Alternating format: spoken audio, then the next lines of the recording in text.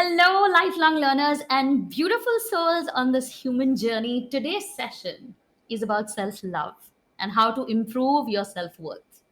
It's quite a big one, isn't it? Well, the reality of life is this that most of us don't even know what self love means. It's not all massages at the spa or retail therapy. It's not just buying yourself expensive gifts or treating yourself in some kind of way. Self love goes beyond that. It's not that superficial, it's quite deep. Self love is about first finding out who you truly are, second, acknowledging what makes you uniquely you, third, standing up for that with compassion, with respect for the self and the person in front of you. And that's why sometimes practicing self love can be extremely difficult. Because, culturally speaking, we are raised to believe that, hey, a good person does not hurt the feelings of other people. But here's the thing, we sometimes tend to not hurt others, but end up hurting ourselves. And that is lack of self love. What does that mean? You deserve to have whatever it is that you desire, whatever you wish, the way you feel happy, as much as anybody else. And so, if you're constantly compromising on your own wishes, your own desires, your own happiness to make somebody else happy, then you're being inauthentic and not respecting and loving yourself. And that's why sometimes self love can be a very tricky thing. And self worth is pretty much connected. Both of these things are pretty much connected, aren't they? Self worth is about what you think of yourself, how you value yourself.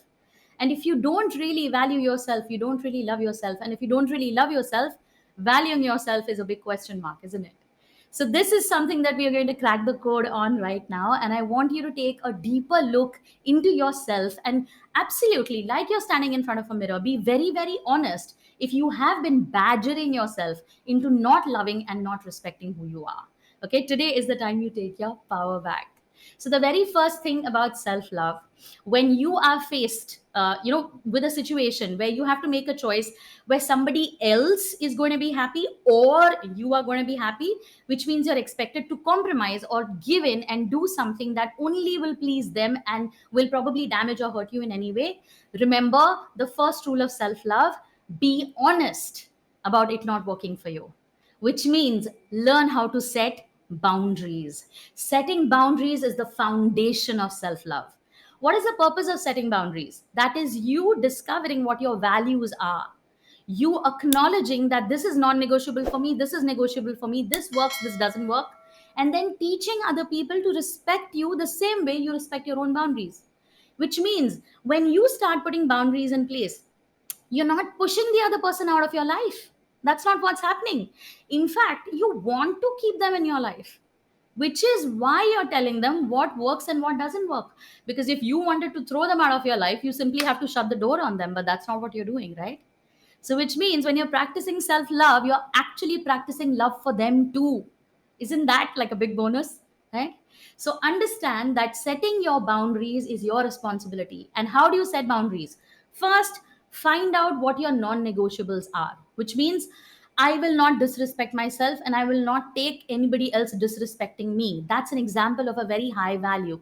Now, if I'm in a situation where the person in front of me is disrespecting me, it's my responsibility to say, no, I love myself. I will not disrespect me and pull myself out of the equation until they understand that a conversation can happen without offending or hurting each other. Yeah. It's going to take a lot of courage. It's going to take a lot of effort. But trust me, the moment you reset your boundaries, especially with people who've been taking you for granted up until now, you will discover a newer power inside of you. Okay, so setting boundaries. Second one, start acknowledging your wishes for what they are. Do not be afraid of being judged for what you like, what you don't like, what you wish for, what you don't wish for. Not everybody has the same dreams.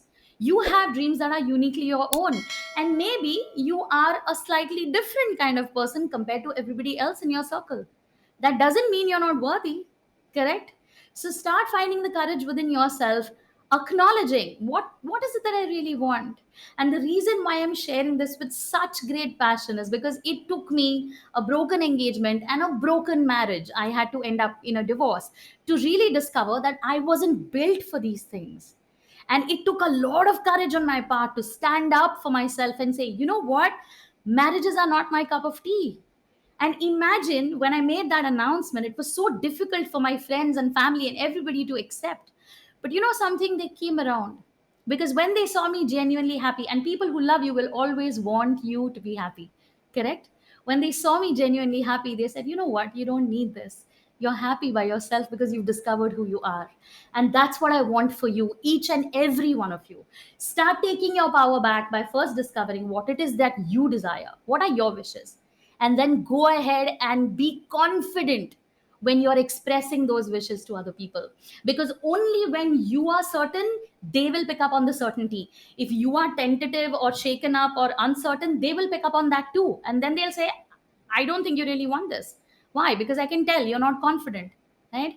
So first be very very certain, dive in deeper into yourself and ask, every single morning ask yourself this question: am I living the life that I truly want? Because if I love myself, I will be living the life that I truly want. All right, so the very first step for you is awareness, becoming aware of what is negotiable, non-negotiable for you, becoming aware of what your dreams and wishes are, and finding the courage to stand up for them. The next step that you have to do is understand that voicing your emotions is essential. Meaning what? If you have felt something, like maybe uncomfortable, maybe not nice, maybe any negative emotion, but you are staying quiet just because you don't want to hurt the opposite person, you're like, it's not that big a deal, it's okay. You know, we do that sometimes, right? We'll just dust something under the carpet because we think, why are we making a big deal? So what if I felt a little bad, if I felt a little hurt?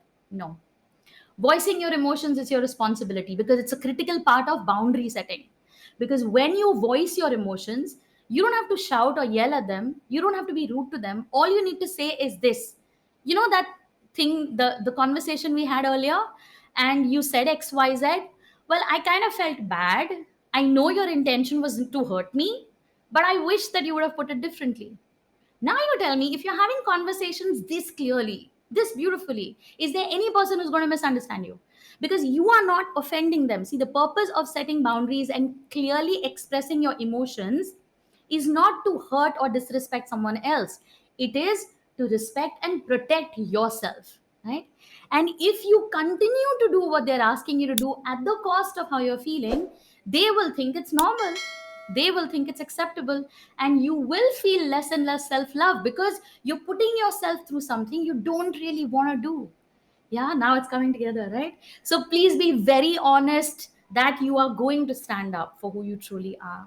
The other thing you need to realize when it comes to self love is not attaching your worthiness. Okay, now this is one of the most critical steps to improve your self worth. You're not going to attach your self worth to your material accomplishments. A lot of us tend to measure ourselves in the success that we have, the kind of acknowledgement we get from others, the validation we get from others. And we start to wonder, you know what? This person is so successful. They are my age. They have a house. They have a car. They have a family. They have blah, blah, blah. And I haven't still done that for myself. Right? How many times have you done that? Comparison. But you've got to remember this: your worthiness of yourself does not come from how many houses you own or how many cars you drive. It comes from your contribution to society, which means what's the value you're adding to the lives of people. And if every single day you show up in your full power, authentically, in your power of self love, the opposite person is going to pick up on that courage and is going to say, hey, you know what? This is inspiring. If she or he can be themselves, even I can be myself. So your courage will actually inspire other people to be courageous about who they want to be. So remember this: your measurement of your worthiness is never, ever in terms of other people's success, or never, ever in terms of your own material success.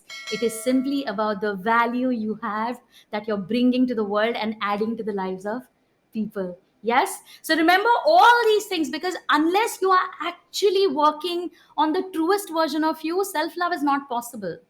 Because self love requires you to be very frank about your own insecurities and weaknesses. And we all have them, don't we? See, none of us is perfect. So we've got to come face to face with what we consider as our own flaws. And if we don't like them, Who says we need to remain the same? You have the power to change them, change them.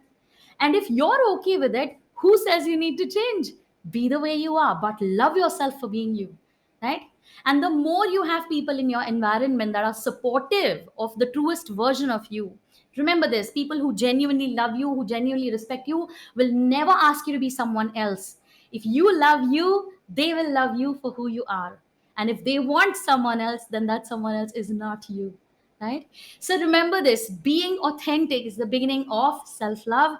Accepting all your flaws, your weaknesses, your gorgeousness, your talents, your skills is a part of self love. Standing up for yourself with compassion is a part of self love. Setting boundaries to respect others and yourself, and not comparing yourself with anyone. All of this is self love, and it increases your self worth.